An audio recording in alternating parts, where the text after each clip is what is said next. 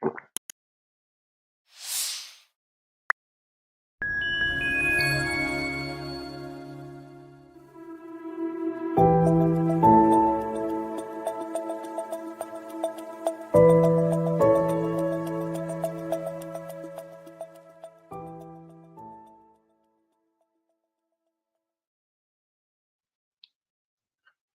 and welcome to a live episode of Marketplace Masters, sponsored by Merchant Spring, your go-to marketplace analytics.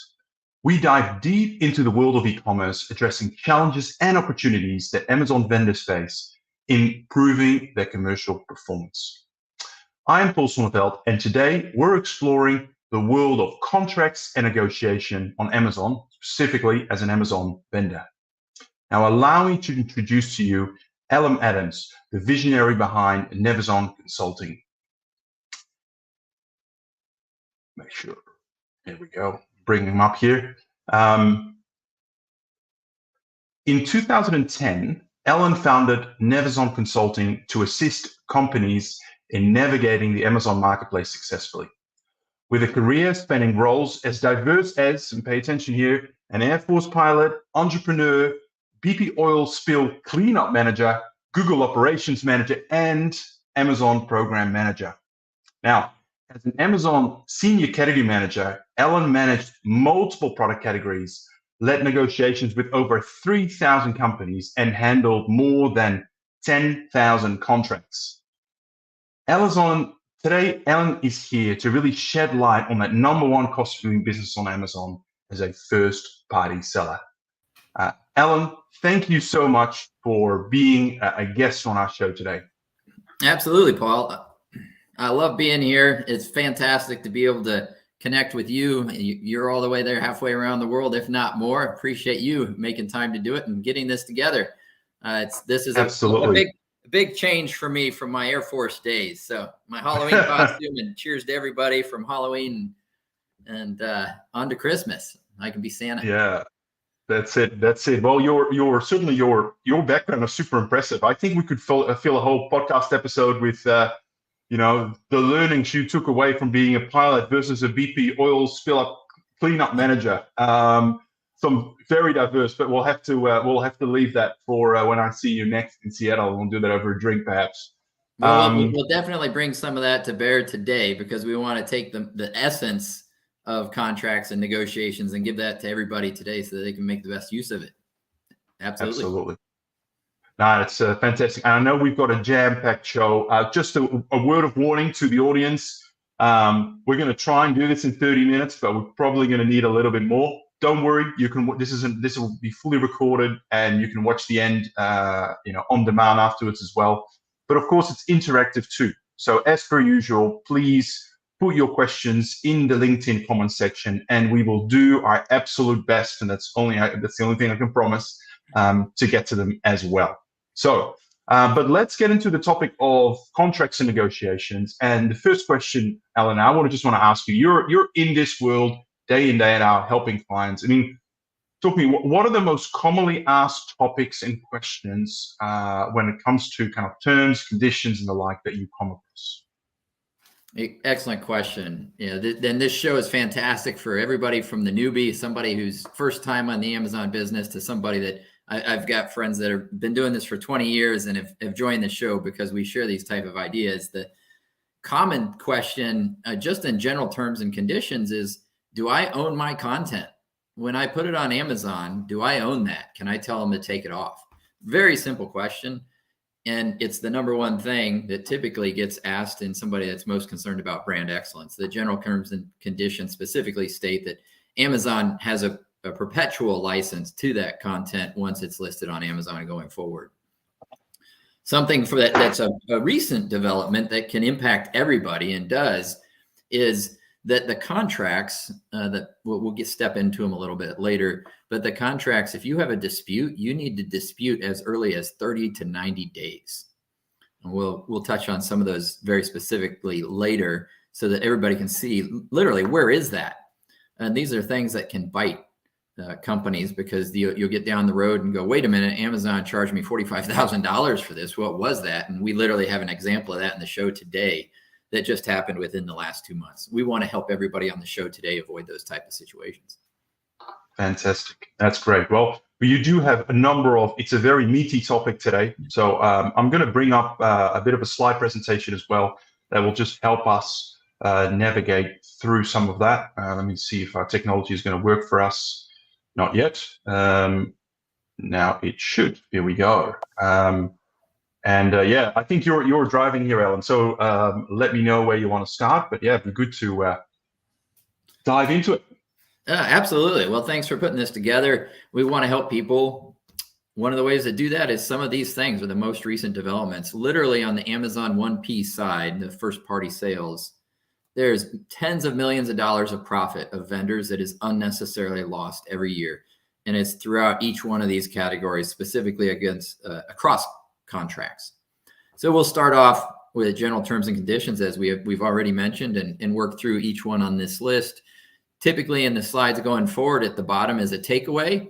I know some people may want to review this later and have very specific examples and meaty information in the slide itself. And then at the bottom, the takeaway so that they can remember and go back to that slide. So try to do that on this slide. Takeaway here is now to unlock the savings for you in each one of these categories and to get into how we do that. The first one you mentioned, Paul's, we've already touched base on a little bit, was terms and conditions, and something that even somebody that hasn't been in Vendor Central for a while might ask the question, well, what are you talking about? A lot of vendors don't even realize that they may come in and you've been on the account for 3 years, and then you move to a different company and somebody's already set up the Amazon account. So you don't know what general terms and conditions are or even where they are. In Amazon's Vendor Central, this is the bullet there, helps share where that's located. You go through Vendor Central settings, the agreements page, and Amazon's now changed. And this is on Vendor Central US if international folks have a question around it, because the Amazon interface can be slightly different across. I'm more than happy to answer that and look at it. There is something in the middle of the page now generally that says click accept.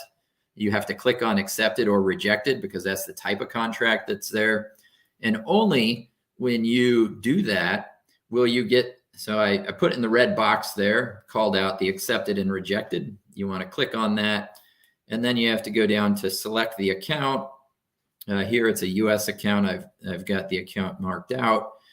And for this very, even for these number of steps to have to find this general terms and conditions is interesting. But this helps you to not only start, but you have to continue doing business. You have to accept this.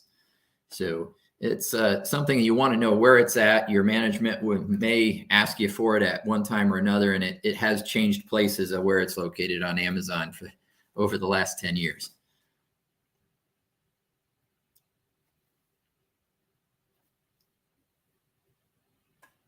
So of course, the obvious question is what am I agreeing to here? What is, it's easy to hit the button, but I'm sure the devil's in the detail, and we'll get onto that.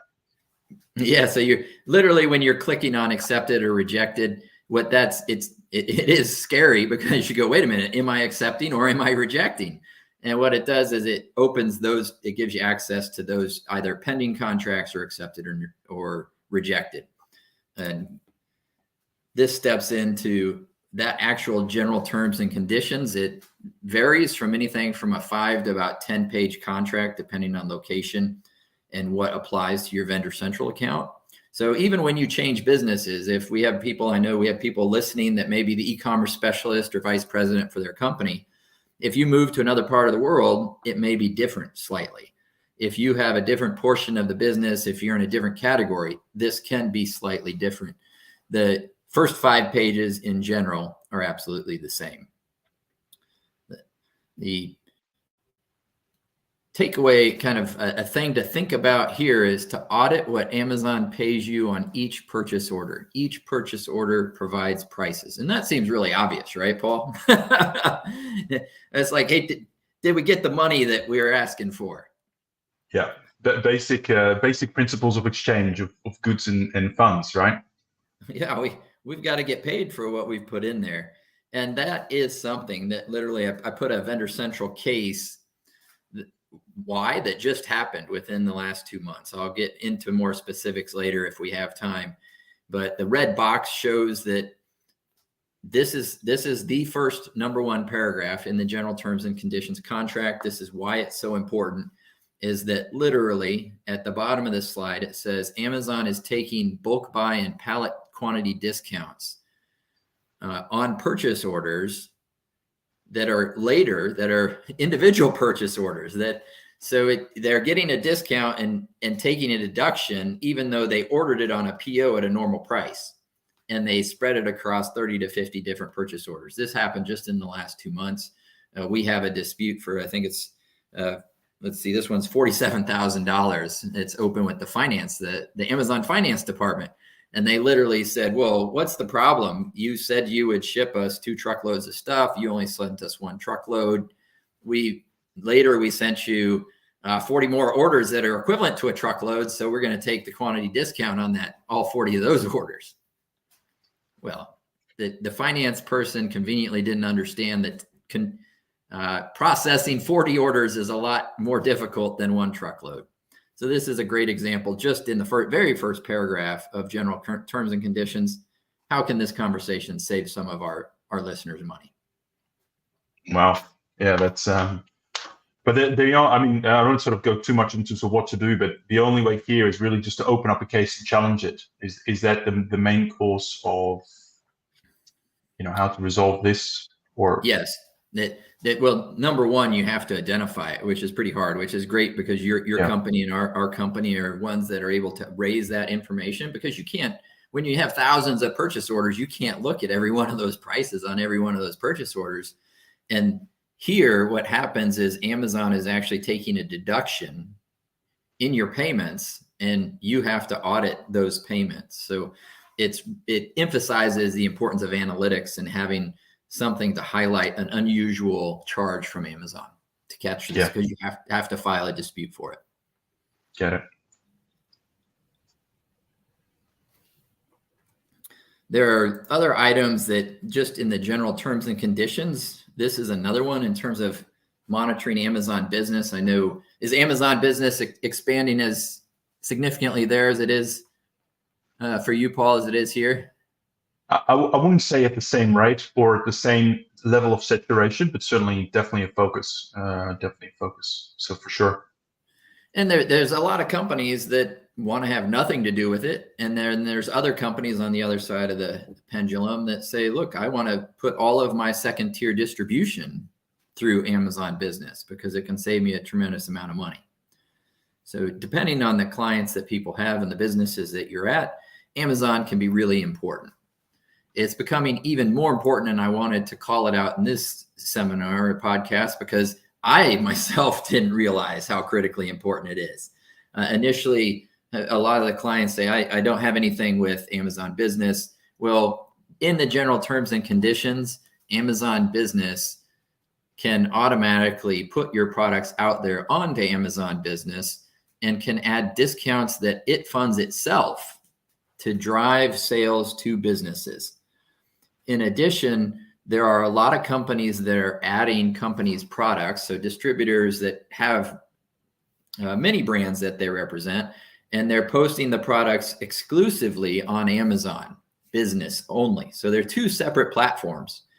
What I call out on this slide is, one, the general terms and conditions that allow Amazon's approval to post those slides or post your content in a specific spot. And I apologize for the small detail, but I tried to call it out in the red boxes and give context so people could see it as well.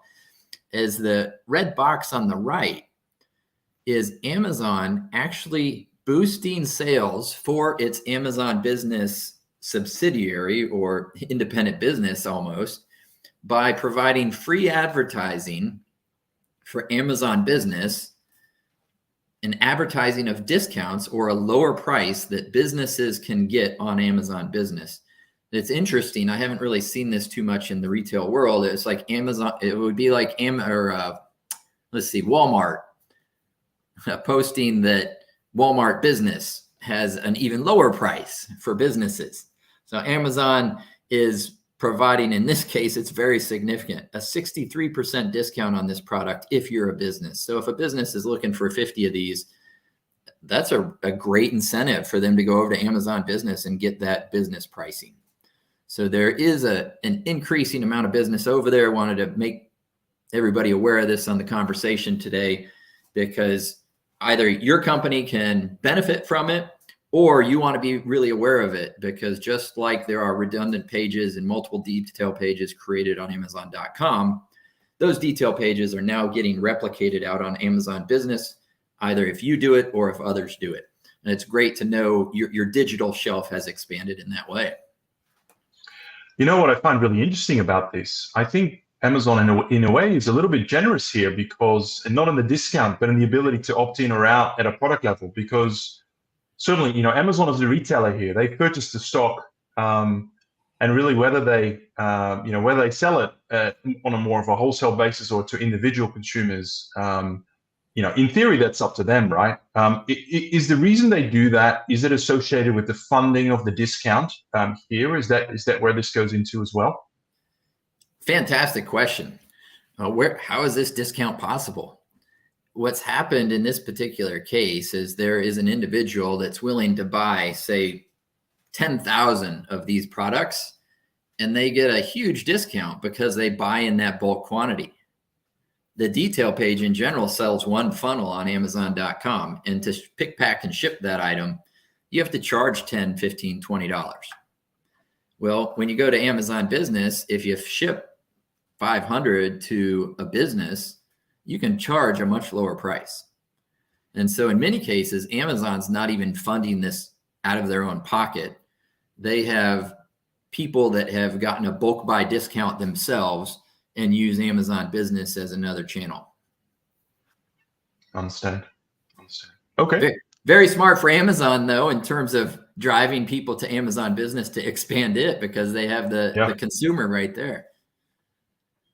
Absolutely. Great. All right. One last item on, I think this is the last one on general terms and conditions. I know wanted to call out, this again is from the US terms and conditions. So international is slightly different. The location, go in there and check yours.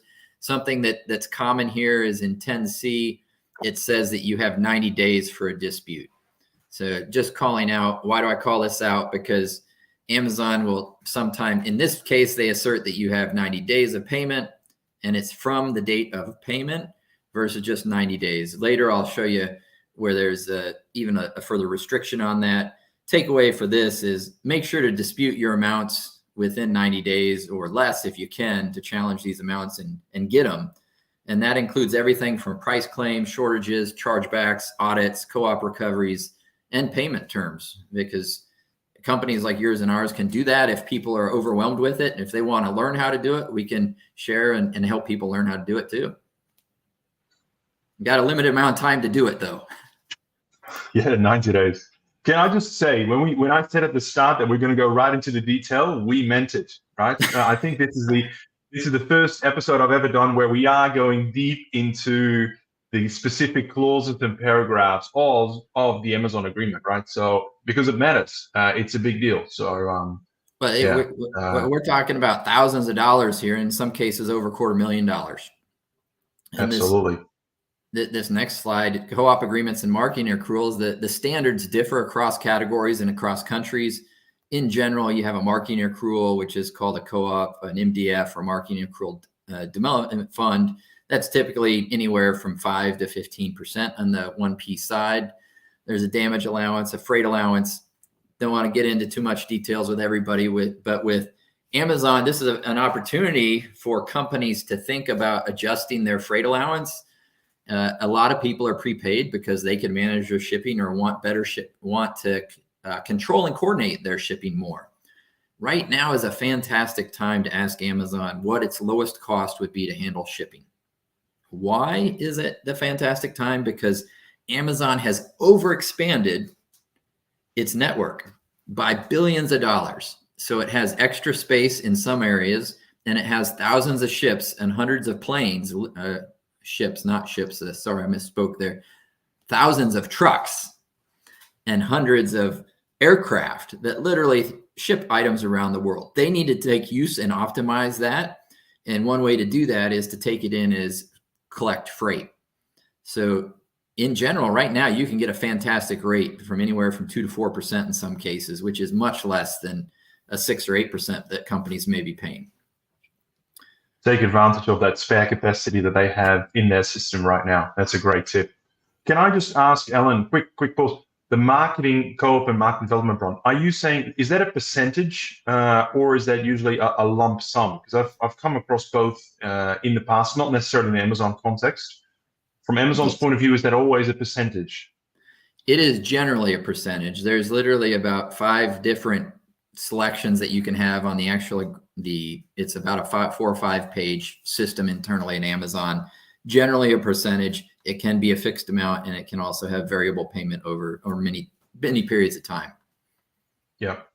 A whole separate show. We could talk about each one of those. Yeah, I know. The other thing I was just going to ask was, which of these items are included in the net PPM calculations and which ones are outside of it? Great question. Net PPM is usually, I believe, the revenue that they get minus the cost. So that's kind of at the top of the funnel. It's not necessarily inclusive of all these things. So it's a very good thing to do. On one of the next slides is literally ask Amazon that question. What are you including in the net PPM calculation? And get them to list it out, because different people, you would think it's defined the same, but it's not. With each one of these contracts, including the payment terms, Amazon overdeducts frequently. You know, it's an auditing, every accountant and auditing company potentially makes mistakes. We've been able to recover over $5 million, and you need to file it within 30 to 60 days on European contracts. Some only allow 60 days. So I mentioned, make sure to dispute within 90 days, but check the contract and try to be there within 60 days if you can.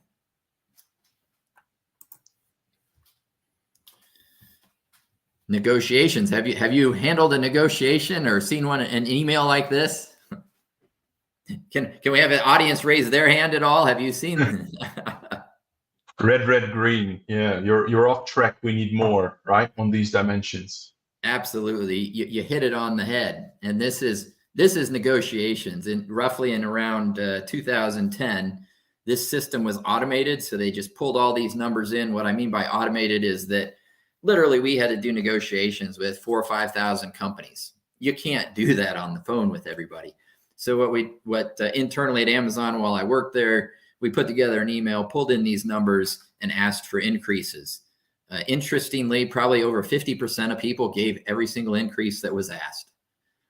Quick takeaway on this is that you make sure that the products that Amazon's referencing are actually your products. So very simple. The number one tip there at the bottom of the slide, ask for data to support the proposed increases. You know, why? Yeah. Because you got to make sure that they are including the right things and that you understand that data, because in the case of a damage allowance, it can be really important to understand where are the damages happening so that we could fix those.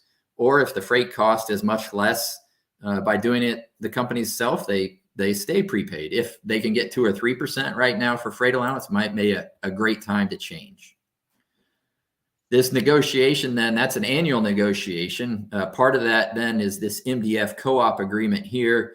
The red boxes, people are able to get the slide. I'll reference the number 2 tip here is many contracts have auto renew clauses in them. What does that mean? Well, unless Amazon has notified you of a required deadline in the agreement, the same terms will be automatically renewed next year. So why would you have very little incentive to go, yes, I'll accept a 15% co-op instead of 10%. No. If you get past that deadline, if they haven't notified you within 60 days of the contract, number one, they don't have a right to ask you for a change because it's going to auto renew. Now, we have some nuances in how we suggest that you say that to Amazon, because it's not taken very well if you say that directly. But that's what these contracts are there for, and can really protect clients, if we want to point that out for us so people can see that. A lot of people say, well, what happens, if I don't accept that? What happens? We've only seen, out of tens of thousands of companies now, I've only seen one account ever been terminated by Amazon. And that was because it was minus 20% for Amazon, literally not making a profit. Several accounts had purchase orders stopped for 2 to 8 weeks, but if it's profitable, it's in Amazon's best interest to have that business. So this is a really great area for people just to have these takeaways. If you're able to sustain 2 to 8 weeks of not having purchase orders, that puts pressure on both sides to kind of figure out, hey, let's look at the data, figure out why something's unprofitable or not profitable, limit the selection if it's highly unprofitable, fix the problems that we have, and get the business moving. Because it's in both parties' interest to make sure that they're profitable. So if a lot of this is about, it seems to be about like calling each other's bluff, right? Who's blinking first? You're right. And this is recall. I've got a bullet on there of recall negotiations. Tip number 1, ask for data supporting the proposed increases. Why? Because that data is frequently wrong. And if it's not wrong, it's correct. You want to fix it as a company.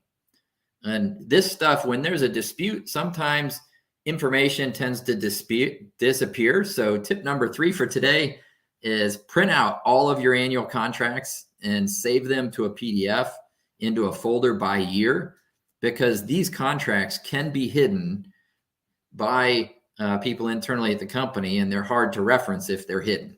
So great to have if you have to figure out how to adjust those with Amazon. Yeah, make sure you don't get into an information asymmetry where you're only seeing a bit of the picture, and you put yourself at a big disadvantage. So record keeping in your own on your own systems. Great tip.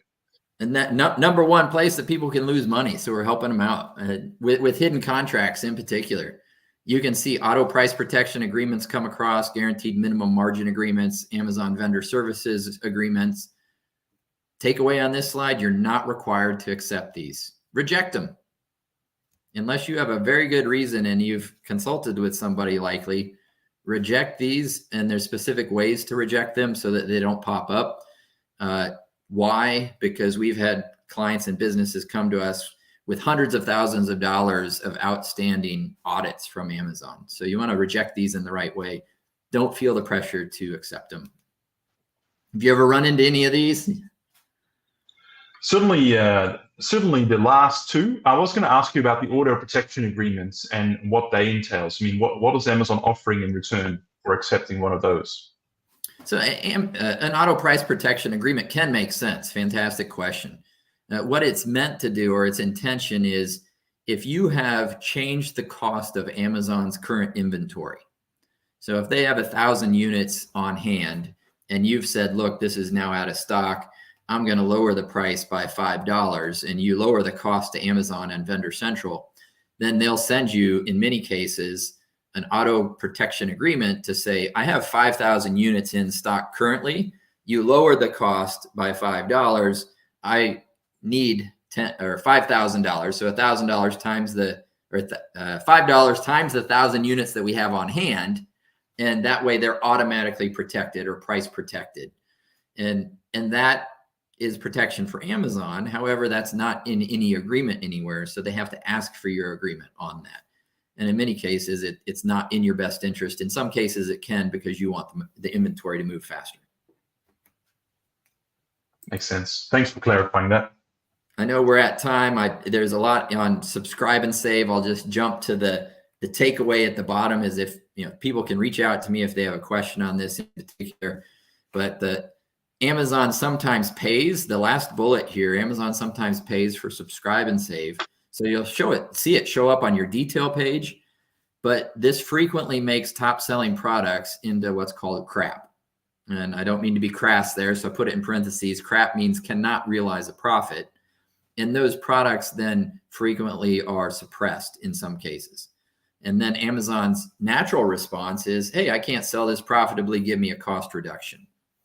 And it's really important to understand if Amazon's doing that subscribe and save, because the number one thing to do is remove that unauthorized subscribe and save, because Amazon's basically having to fund that. They don't realize it in a lot of cases because it's not something within the vendor manager's purview. In many cases, they have to go search for it. And that'll help reduce the discount that's being given so that you can still capture those sales and the product can get reinstated. Common pitfalls. We've probably all hit one of these pitfalls at any time. Have you ever hit any problems? Every day. I stopped making mistakes at the end of 2022. I just decided no more pitfalls and mistakes. That's the end of it. But unfortunately, hard to live by that motto. Oh, yeah, that's great. We've been looking at not filing for recoveries within 30 days of payment. I've talked about 60 and 90, but in some cases, Amazon's demanding 30. In other cases, we've had clients come to us that went with the first Amazon negotiation ask. Hey, you want an increase in terms? Yes. You want cost reductions on our top products? Yes. And then they back themselves into a corner unknowingly or unintentionally, because they're thinking that Amazon is thinking in their best interest too. And Amazon's really thinking in its best interest at all times. So want to look at all of the information that they're sending it, consider it from your specific term, your perspective, the client's perspective as well, and their bottom line profit. And the red box on this page calls out, this is where Amazon says the vendor will have 1 month from the date of payment.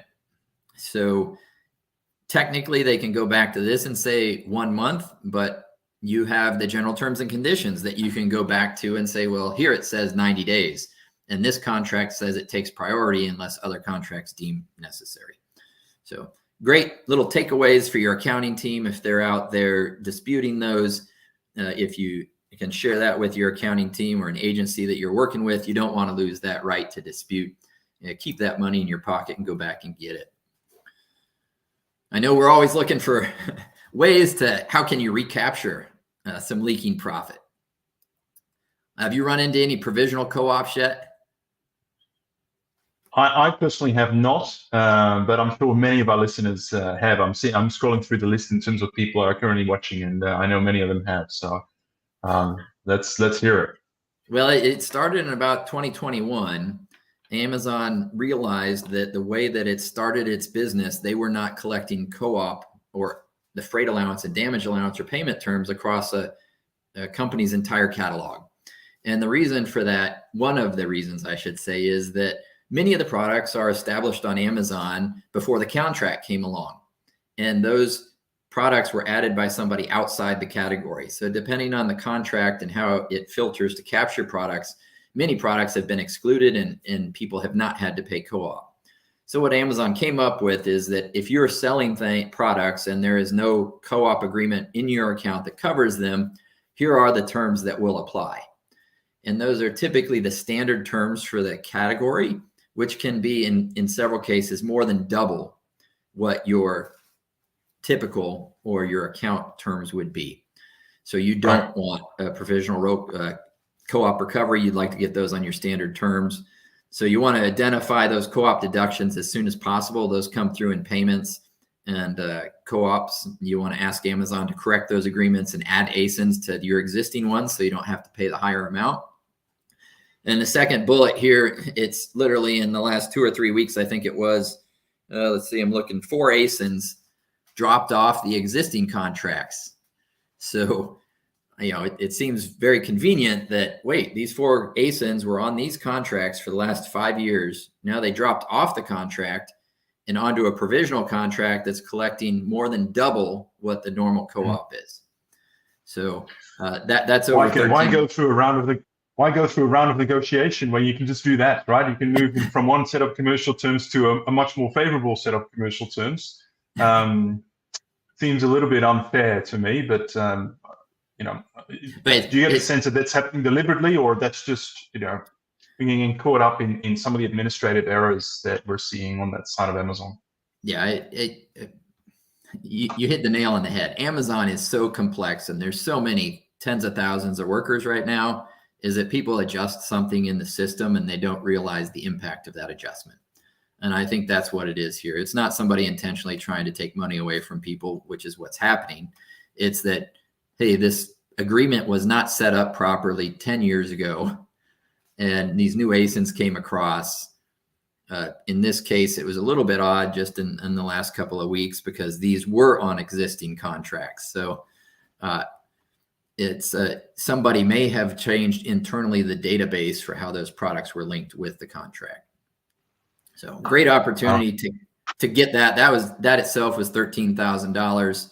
The last slide here, one of the latest developments is $47,000 was what I had mentioned earlier on the Amazon applying lower costs on bulk or pallet orders to actually many other orders that were spread across small orders. So a lot of opportunities for people, even most recently, to recapture money by making sure that you dispute those items. That's really fantastic, Alan. And we've covered a lot. And I'm looking at the clock. We're way over. I think you and I should sit down and think about what's the follow-up session look like, because I think there's a lot more topics we can get into. I do love the fact that you've brought lots of practical tips to the table here, like really fantastic. So thank you so much for that. We are running out of time, so usually I cut off the questions, but I do have one question here that I thought I'd just throw in just before we wrap up, just to demonstrate to people that this is actually a live recording. And just to get your perspectives on it. So it comes from Clint. He's actually based near where you are in Seattle there, and he's asking about, yes, of course, very familiar with cannot realize a profit items, but is there a way really to identify these kind of easily within Vendor Central? Yes, if you go into Vendor Central, one way, Clint, feel free to reach out to me directly through our website. My email address is Alan, ALAN, at NavazonConsulting.com. One way is going through the net PPM and see what year-over-year net PPM is. And if it's less than 40 or 50%, there's probably a similar issue there. And you can also look over year-over-year. There are a couple other things to look at too, but that's one way to quickly grab them. Fantastic. Thanks, Alan. And thanks for the question, Clint. Great one. We've got the last one just popped in. I think there's a great one to close because that's usually a question that I ask at the end of this show. But Zach beat me to it. Zachary here. Obviously, great session. Thank you. Do you offer services to support brands in negotiations? And I usually rephrase that as how can you help our audience and how they get in touch with you? Oh, absolutely. Like my email address, we've got a website, Navazon. It stands for Navigate Amazon.